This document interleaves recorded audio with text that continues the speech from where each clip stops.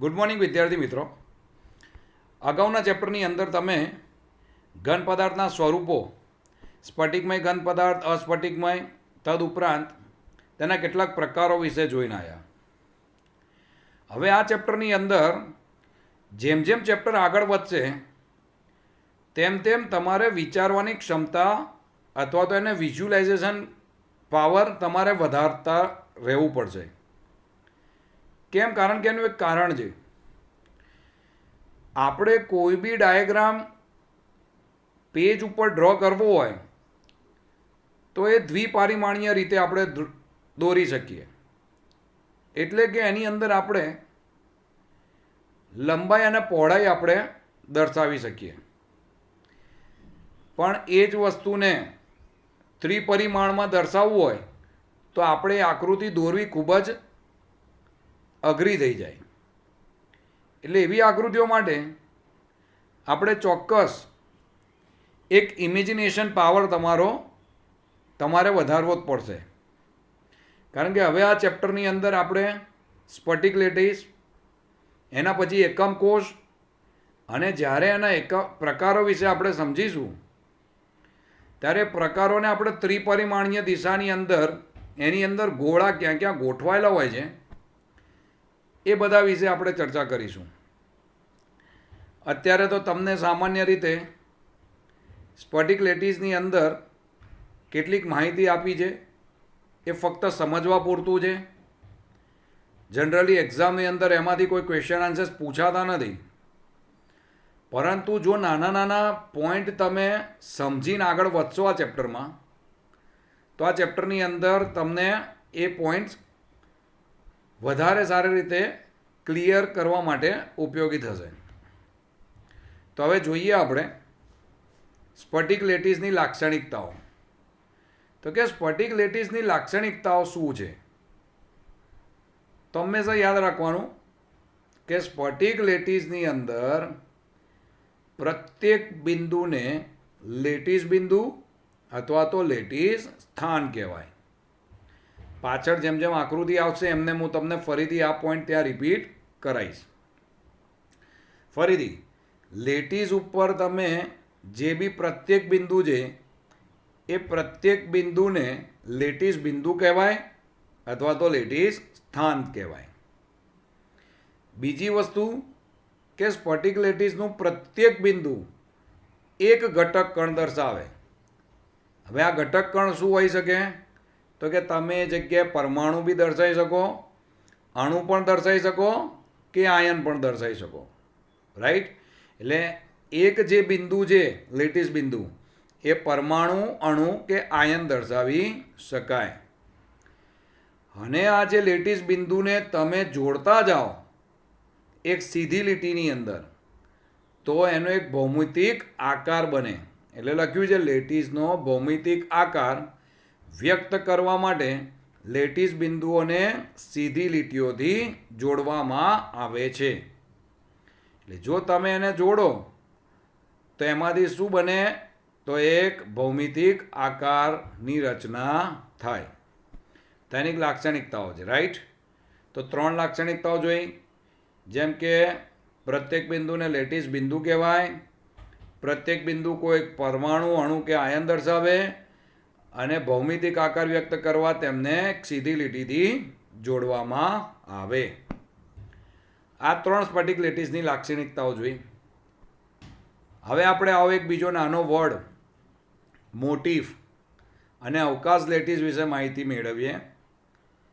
અથવા તો એને એવી રીતે બી કહેવાય મોટિફ, દ્વિપરિમાણીય લેટિસ અને કાલ્પનિક દ્વિપરિમાણીય સ્ફટિક વિશે સમજાવો.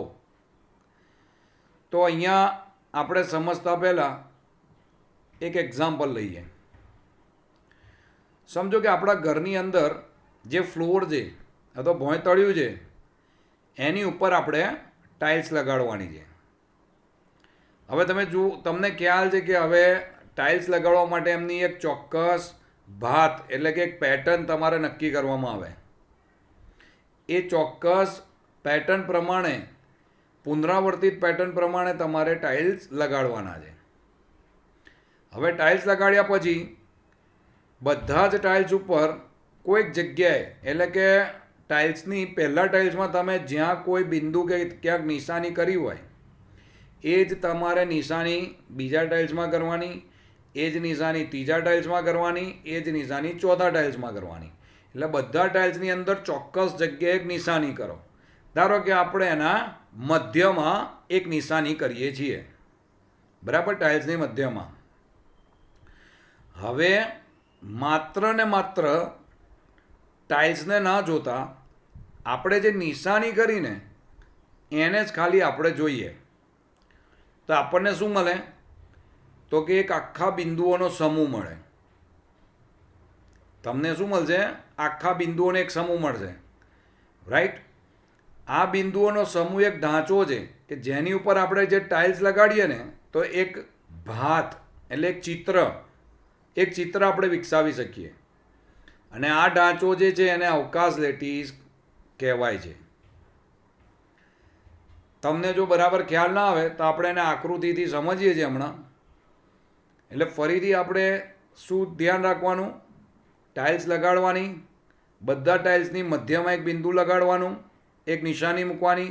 હવે ટાઇલ્સને ભૂલી જાઓ, ખાલી ને ખાલી તમે શું કરો તો કે એની મધ્યમાં જે નિશાની મૂકી છે એ નિશાનીને જ યાદ રાખો. એ નિશાનીને યાદ રાખશો તો એક ચોક્કસ પ્રકારનું ચિત્ર બનશે અથવા તો ભાત ઉત્પન્ન થશે. એને આપણે અવકાશ લેટીસ કહેવાય, રાઈટ. હવે આ જે અવકાશ લેટીસ છે એની ઉપર જો આપણે બંધારણીય એકમોને એટલે કે ટાઇલ્સ એટલે કે ટાઇલ્સને તેમના બિંદુઓના સેટ ઉપર મૂકીએ તો એક ચોક્કસ પ્રકારની ભાત બને, એક ચોક્કસ પ્રકારનું ચિત્ર બને. એ બંધારણીય એકમને પાયો એ અથવા તો મોટિફ એ કહે છે. એટલે એને શું કહેવાય? પાયો એ કહેવાય અથવા તો મોટિફ એ પણ કહેવાય છે, રાઈટ. તો જુઓ, અહીંયા તમને એક આકૃતિ આપી છે.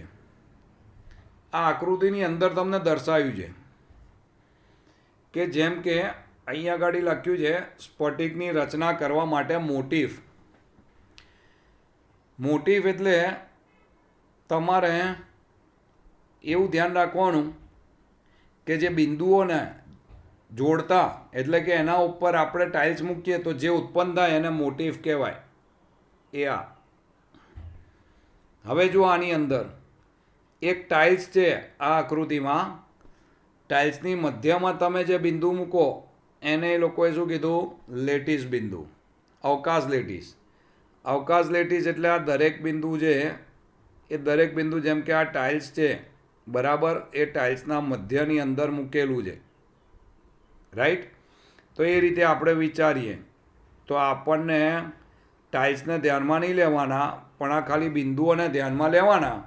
તો આપણને બિંદુઓ ખાલી ધ્યાનમાં લઈએ અને ટાઇલ્સ હટાવી લઈએ તો યસ, તમને આ રીતે એક ચોક્કસ પ્રકારની રચના જોવા મળે છે. એટલે બી નંબરની જે આકૃતિ છે એ અવકાશ લેટીસ અથવા સ્ફટિક લેટીસ છે. એટલે જે આ બિંદુ છે, લેટીસ બિંદુ છે, એ શું બતાવે છે? ટાઇલ્સની મધ્યમાં મૂકેલી નિશાની. હવે સીની અંદર જુઓ કાલ્પનિક દ્વિપરિમાણીય સ્ફટિક. એ લેટીસ બિંદુ છે, એ લેટીસ બિંદુને આપણે મોટિફ દ્વારા દર્શાવીએ તે તમને આકૃતિમાં દર્શાવી છે. એટલે આકૃતિ એ તમને મોટિફ બતાવે છે સ્ફટિકની રચના કરવા માટેની. બીજી જે તમને અવકાશ લેટીસ બતાવે છે અને ત્રીજું તમને બતાવે છે કાલ્પનિક દ્વિપરિમાણીય સ્ફટિક, રાઈટ. એટલે આની અંદર આપણે અવકાશ લેટીસ પણ જોયું અને મોટિફ શું છે એ પણ જોયું. આ ફક્ત તમારા સમજ માટે છે, આવું કંઈ તમારી એક્ઝામમાં પૂછાઈ ના શકે, રાઈટ. એટલે એને ખાલી તમે સમજજો. હવે અહીંયા પછી લખ્યું છે કે જ્યારે અવકાશ લેટીસમાં બિંદુઓ પર આવા મોટિફ મૂકવામાં આવે ત્યારે એક ભાત ઉત્પન્ન થાય એટલે કે એક ચિત્ર ઉત્પન્ન થાય. સ્ફટિકની રચનામાં લેટીસ પણ કહે છે અને તે આવા મોટિફના સ્થાનો દર્શાવતા બિંદુઓની ભાત છે, રાઈટ. હવે આપણે જોઈએ અવકાશ લેટીસ એ શું છે તો કે સ્ફટિકની રચના માટેનો એક કાલ્પનિક એ ઢાંચો છે. જ્યારે આપણે અવકાશ લેટીસના બિંદુઓ પર મોટિફને એક સમાન રીતે મૂકીએ ત્યારે આપણને સ્ફટિકની રચના મળે. તો જુઓ અહીંયા ગાડી તમને એનો પ્રયત્ન કરેલ છે આ આકૃતિની અંદર, રાઈટ. તો કે એની અંદર શું કર્યું છે તમને, તો કે સ્ફટિક બિંદુ ઉપર તમને મોટિફની રચના કરી છે. આ મોટિફ છે, આ મોટિફ છે, આ મોટિફ છે, રાઈટ. તો આવા બધા મોટિફ તમને ગોઠવેલા છે. એનાથી એક ચોક્કસ પ્રકારની ભાત ઉત્પન્ન થાય, અને ચોક્કસ પ્રકારની ભાત ઉત્પન્ન થાય તો એક આખા સ્ફટિકની રચના થાય. હવે આગળ જે આપણે આકૃતિ જોઈ એમાં લખ્યું છે કે એક મોટિફ છે, દ્વિપરિમાણીય લેટીસ છે, અથવા દ્વિપરિમાણીય લેટીસમાં મોટિફ મૂકવાથી મળતી એક કાલ્પનિક દ્વિપરિમાણીય સ્ફટિકની રચના દર્શાવે છે. એટલે કહી શકાય કે લેટીસ બિંદુઓની અવકાશીય ગોઠવણીથી વિવિધ પ્રકારના લેટીસ ઉત્પન્ન થઈ શકે છે અથવા ઉદ્ભવે છે. તો આ એક આપણે મોટિફ અને એના ઉપરથી મોટિફ અને લેટીસ બિંદુથી કઈ રીતે સ્ફટિકની રચના થાય એના વિશે હવે આપણે જોયું. હવે આપણે એક બીજી તરફ જઈએ, એકમ કોષ. ચેપ્ટરની અંદર આ મેઇન વસ્તુ એકમ કોષ અને એના ઉપરથી એના પ્રકારો ચાલુ થશે. એટલે હવે સૌથી પહેલાં આપણે સમજીએ એકમ કોષ એટલે શું. તો વિદ્યાર્થી મિત્રો, તમને એટલું તો ખબર હશે કે કોઈ બી તત્વના નાનામાં નાના કણને શું કહેવાય, તો કે પરમાણુ. એટલે કે તમારે કોઈ તત્વનો અભ્યાસ કરવો હોય તો તમે એક એના પરમાણુનો અભ્યાસ કરો તો તમને તત્વ વિશે બી માહિતી મળે, રાઈટ. જેમ કે સોડિયમ તત્વ છે, એનો એક પરમાણુ લઈ લો, તો એ પરમાણુ ઉપરથી આપણે એની સંજ્ઞા એને, એનો પરમાણ્વીય દળ, એનો પરમાણ્વીય ક્રમાંક 11, પરમાણ્વીય દળ 23, ઇલેક્ટ્રોન રચના 281.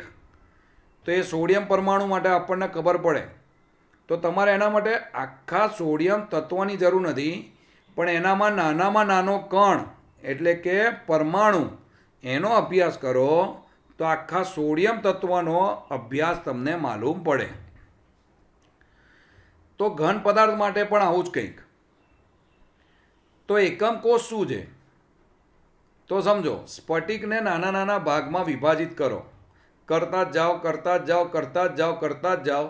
તો સ્ફટિકને નાના નાના ભાગમાં વિભાજિત કરતા છેલ્લો જે નાનામાં નાનો ભાગ મળ્યો એને કહેવાય એકમ કોષ, રાઈટ. તો અહીંયા લખ્યું છે, સ્ફટિકને સંપૂર્ણપણે વ્યાખ્યાયિત કરવા આપણને સ્ફટિકના અવકાશ લેટીસના માત્ર નાનકડા ભાગની જ જરૂર પડે છે. આ નાનકડા ભાગને શું કહેવાય, એકમ કોષ કહે છે. દ્વિપરિમાણમાં બાજુની લંબાઈ a અને b તથા બાજુઓ વચ્ચેનો ખૂણો ગેમા ધરાવતા સમાંતર બાજુ ચતુષ્કોણને એકમ કોષ તરીકે પસંદ કરવામાં આવે છે, રાઈટ. એટલે એની અંદર કીધું છે, સમજો, કોઈ પણ એકમ કોષને દર્શાવવું હોય તો અહીંયા તમને આપેલ છે આકૃતિમાં, એમાં 3 બાજુઓ જોવા મળે. કઈ બાજુઓ, તો કે બાજુ A, બાજુ B અને બાજુ C. હવે હંમેશા યાદ રાખો, A અને B બાજુ વચ્ચેનો ખૂણો કયો, તો કે ગેમા ખૂણો. B અને C વચ્ચેનો ખૂણો કયો, તો કે આલ્ફા ખૂણો. અને A અને C વચ્ચેનો ખૂણો કયો, તો કે બીટા ખૂણો. એનો મતલબ એવું થયું કે આપણને અહીંયા ગાડી કેટલી બાજુઓ મળી, તો કે 3 બાજુઓ અને 3 ખૂણા મળ્યા. બાજુઓને શેના વડે દર્શાવાય, તો કે A, B અને C વડે દર્શાવાય. જ્યારે ખૂણાને શેના વડે દર્શાવાય, તો કે આલ્ફા, બીટા અને ગામા વડે દર્શાવાય, રાઈટ. એટલે કુલ 6 ભાગ થયા એના, ઓકે. હવે અહીંયા આકૃતિની અંદર આપણને દ્વિપરિમાણમાં શક્ય એકમ કોષની આકૃતિઓ દર્શાવી છે. દ્વિપરિમાણ મેં પહેલાં જ કીધું, દ્વિપરિમાણની અંદર તમે ખાલી લંબાઈ અને પહોળાઈ જ દર્શાવી શકો, એટલે કે A અને B જ, ત્યાં આગળ તમે સી દર્શાવી શકો નહીં દ્વિપરિમાણમાં. તો અહીંયા તમને વિવિધ આકૃતિઓ આપી છે, એની વચ્ચેના ખૂણા બી આપ્યા છે. જેમ કે પહેલી આકૃતિમાં જે A/A એટલે બંને બાજુઓ સમાન છે અને 60° ખૂણો છે તેમની વચ્ચે. બીજીમાં A અને B એટલે બંને બાજુ અલગ અલગ, ખૂણો 90°. ત્રીજામાં A અને A બંને બાજુઓ સમાન, 90°નો ખૂણો. એ રીતે અલગ અલગ તમને આકૃતિઓ આપી છે. તદુપરાંત નીચે તમને ત્રિપરિમાણીય સ્ફટિક રચનામાં એકમ કોષમાં તમને આકૃતિ દ્વારા દર્શાવ્યું છે. કયું? ત્રિપરિમાણીય, કે જેમાં 3 બાજુઓ ABC દર્શાવી છે અને 3 કીડા આલ્ફા બીટા ગામા દર્શાવ્યા છે. તો અહીંયા લખ્યું છે કે તેના પરિમાણો તેની 3 ધાર ABC છે. આ ધાર પરસ્પર લંબ હોઈ પણ શકે અથવા તો લંબ ના હોઈ શકે. અને બીજું, ધારો વચ્ચેના ખૂણા આલ્ફા એ B અને C વચ્ચેનો ખૂણો છે, બીટા એ A અને C વચ્ચેનો ખૂણો છે, અને ગેમા A અને B વચ્ચેનો ખૂણો છે. આમ 6 પ્રાચલો ABC આલ્ફા બીટા ગેમા એકમ કોષની લાક્ષણિકતાઓ છે જે અહીં આકૃતિમાં દર્શાવેલી છે. રાઈટ. તો અહીંયા આગળ આપણે મોટિવ શું છે, લેટિસ શું છે અને એકમ કોષને કઈ રીતે દર્શાવાય એ જોયું. આ જ એકમ કોષ ઉપરથી તેના વિવિધ પ્રકારો આપણે જોઈશું અને ચેપ્ટરને હજુ સારી રીતે સમજવાનો પ્રયત્ન કરીશું. પણ વિદ્યાર્થી મિત્રો ચોક્કસ યાદ રાખજો, હવે આગળના ચેપ્ટરમાં તમારે થોડું વિઝ્યુલાઇઝેશન કરવું પડશે. કારણ કે થોડું વિચારશો ત્રિપરિમાણમાં ત્યારે જ તમને ખબર પડશે કે આકૃતિ આ રીતના આવી શકે. રાઈટ. એટલે હંમેશા તમે કેળવજો અને ટેક્સ્ટબુકની અંદર અગાઉનું લેસન તમે એકવાર જોજો અને એ જોઈને પછી લેક્ચર અટેમ્પ્ટ કરજો, તો તમને વધારે સારી રીતે ખબર પડશે. ઓકે. હવે બાકીનું આપણે નેક્સ્ટ લેક્ચરની અંદર જોઈશું. ઓકે. Thank you.